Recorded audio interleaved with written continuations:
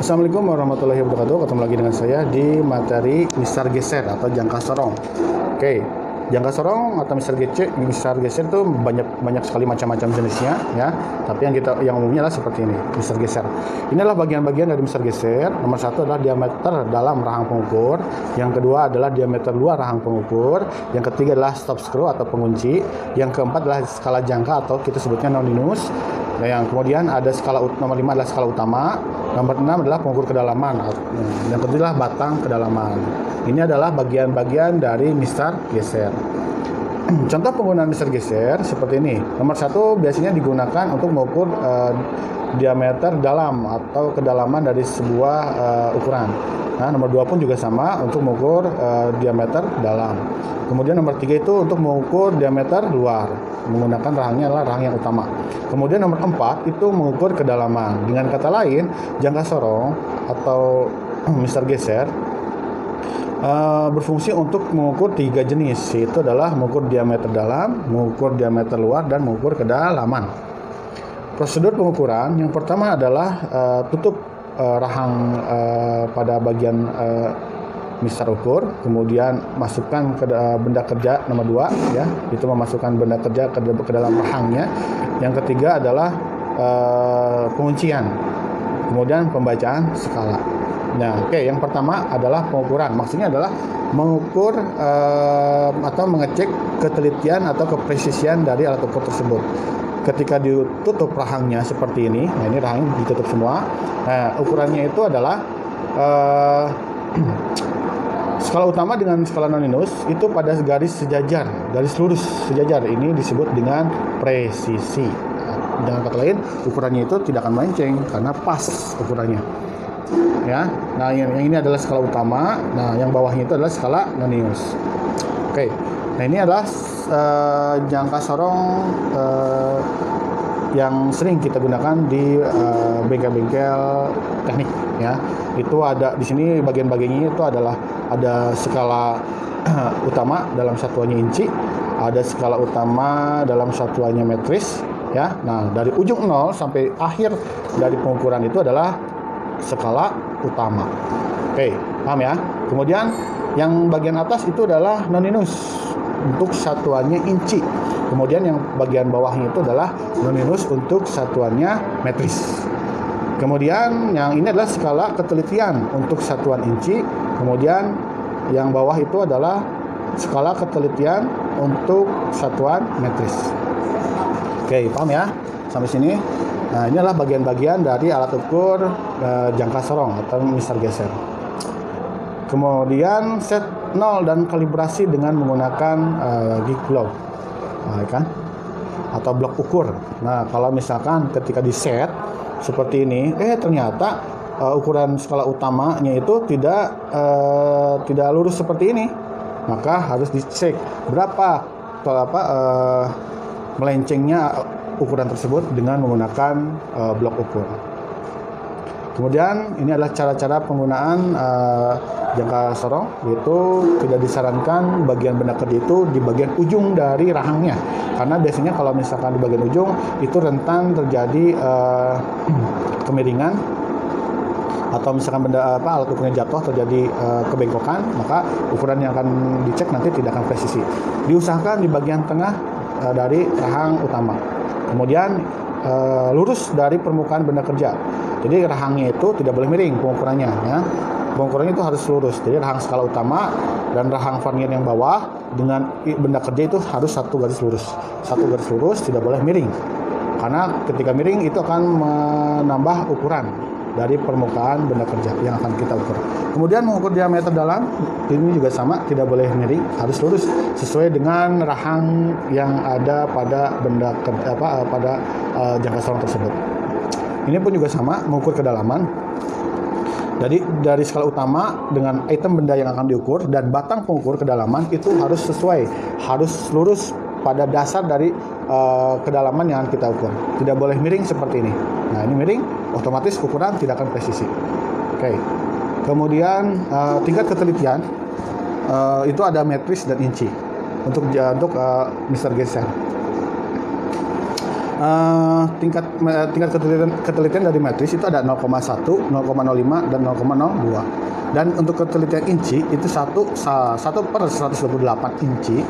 Dan sampai yang paling teliti itu adalah 1/1000 inci atau 0,001 inci. Nah, ini adalah tingkat ketelitian. Oke, skala pengukur. Nah, seperti ini ya. Yang warna oranye itu adalah measure atau skala utama. Nah, kemudian di bawahnya itu adalah ukuran kalipernya atau noninusnya. Nah, kemudian di sini adalah yang oranye itu untuk satu garis itu sama dengan 1 mm. Ya. Kemudian untuk yang skala noninus itu satu garisnya adalah 0,05 mm. Cara pengukurannya itu yang warna oranye atau skala utama itu dari ukuran 0 sampai 0 skala noninus. Nah, yang ini berapa garis yang dia lewati.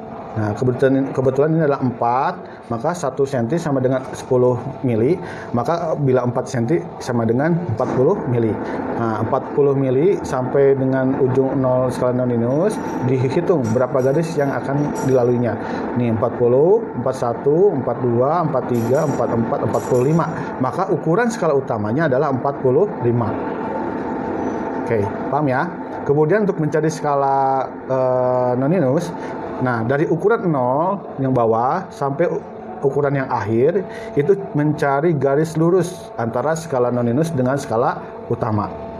Yang garis lurus yang kita temukan adalah di bagian yang ini.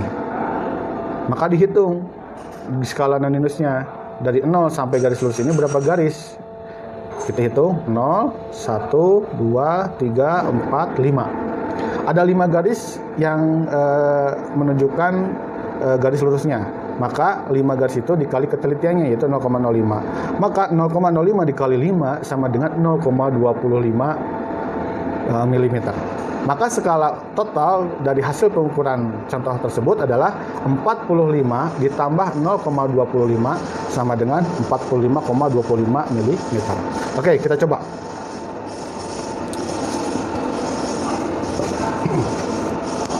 Oke, yang atas adalah skala ini ya. Yang atas adalah skala utama, SU adalah skala utama, SN adalah skala noninus. Hasil skala noninus itu skala noninus dikali ketelitian. Nah, skala total itu adalah penjumlahan skala utama dengan skala noninus. Contoh, pengukuran dengan metris ketelitian 0,1 mm di mana jumlah garis skala noninus dikalikan metris ketelitian. Jelas ya? Oke, contoh seperti ini. Oke, kira-kira berapa ukurannya? Nah, dari sini kita ketahui skala utamanya adalah 5 mm. Oke, skala noninusnya adalah 0,4 mm. Maka skala total itu penjumlahan hasil dari skala utama dengan skala noninus, yaitu adalah 5,4 mm. Dari mana? Oke, dari sini. Skala utama dari 0 sampai garis dari 0 skala utama sampai 0 skala noninus, berapa garis yang dilewatinya?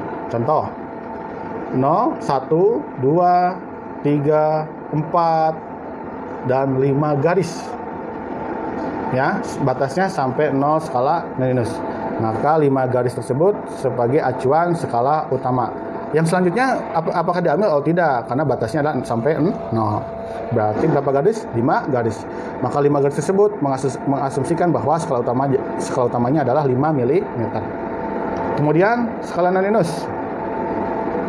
Garis lurusnya mana? Oh, yang keempat. Nah, maka yang keempat ini dihitung dari 0 sampai 4 itu berapa garis yang dilewatinya. Ya, ini garis sejajarnya. Maka dihitung 1, 2, 3, 0, 1, 2, 3, 4. 0, itu 0 nya 0, 1, 2, 3, 4. Oke, 4. Maka 4 itu dikali dengan metris ketelitiannya adalah 0,1 mm. Ketelitiannya adalah 0,1. 4 dikali 0,1 sama dengan 0,4 mm. Maka hasil totalnya adalah 5,4 mm. Oke, contoh. Oke, ukuran contoh. Berapa ukurannya? Oke, skala utamanya adalah 11 mm. skala utamanya adalah 11 mm, skala non-minusnya adalah 0,5 mm. Maka skala totalnya adalah 11,5 mm. Oke, selanjutnya untuk contoh pengukuran dengan metris ketelitian 0,05 mm, di mana jumlah garis skala non-minus dikalikan dengan metris ketelitian. Oke, contoh pengukuran dengan ketelitian 0,05 mm. Dengan cara yang sama, kita amati alat ukur yang dihasilkan. Skala utamanya adalah 19 mm, skala non-minusnya adalah 0,1 mm, ya, maka skala totalnya adalah 19,1 mm. Kita jabarkan dari mana hasilnya. Oke, skala utama itu dari 0 sampai 0 non-minus, 0 skala utama sampai dengan 0 skala non-minus, ini menunjukkan angka 19, ya, 19 mili. Maka 19 ini diasumsikan menjadi skala utama, yaitu 19 mm. Karena dari 0 sampai garis ujung ini adalah 19 garis atau garis ke-19. Kemudian skala non-minus yang dari semua alat ukur non-minus ini yang paling mendekati garis lurus adalah yang tanda merah ini. Maka dihitung, ya, dihitung. Dari sana 2 garis, ya, kan, dihitung ya, 2 garis dikali 0,05 sama dengan 0,1. Maka skala non-minusnya adalah 0,1 mm. Maka skala total adalah 19,1 mm. Oke. Oke, contoh. Oke, berapa skala totalnya? Skala utamanya adalah 9 mm. Skala non-minusnya adalah yang paling lurus. Oke, ketahuan ya. Yang ke-9 garis itu kali 0,05 sama dengan 0,45 mm. Maka skala total adalah 9,4 mm. Oke, kita lanjut ke contoh yang selanjutnya adalah pengukuran dengan metris ketelitian 0,02 mm. Di mana jumlah garis skala non-minus dikalikan dengan metris ketelitian. Nah, contohnya adalah seperti ini. Ini ya. Oke, dengan cara yang sama seperti tadi, maka kita teliti berapa ukuran utamanya. Ukuran skala utamanya adalah 11 mm. Skala non-minusnya adalah 0,32 mm. Maka diasumsikan skala totalnya adalah 11,32 mm. Oke, kita bahas dari mana 11,32 mm. Oke, skala utama itu menunjukkan garis ke-11, kemudian skala non-minus itu garis yang di samping 3 yang ini ya. Maka dihitung dari 0 sampai ujung sini berapa garis dikalikan 0,02 mm. Oke, contohnya ini 5, 10, 15, 16. Maka 16 dikali 0,02 sama dengan 0,32 mm. Oke. Maka skala totalnya adalah 11,32 mm. Ya, oke. Jelas ya. Kemudian contoh selanjutnya silahkan dicek berapa. Ini butuh ketelitian yang betul-betul sangat ekstra teliti untuk mengetahui garis lurusnya yang sebelah mana. Karena dari semua garis, semuanya mirip-mirip, tapi ambil yang paling lurus. Skala utamanya adalah 9 mm, skala non-minusnya adalah 0,08 mm. Berarti garis yang keempat. Garis keempatnya, yang sebelah sini. Oke, maka skala totalnya adalah 9,08 mm. Nah, ini adalah pengukuran dengan tingkat ketelitiannya adalah metris atau milimeter. Moga-moga dapat dipahami. Kita ketemu lagi di materi selanjutnya untuk membahas pembelajaran alat ukur lanjutan. Oke, terima kasih. Assalamualaikum warahmatullahi wabarakatuh.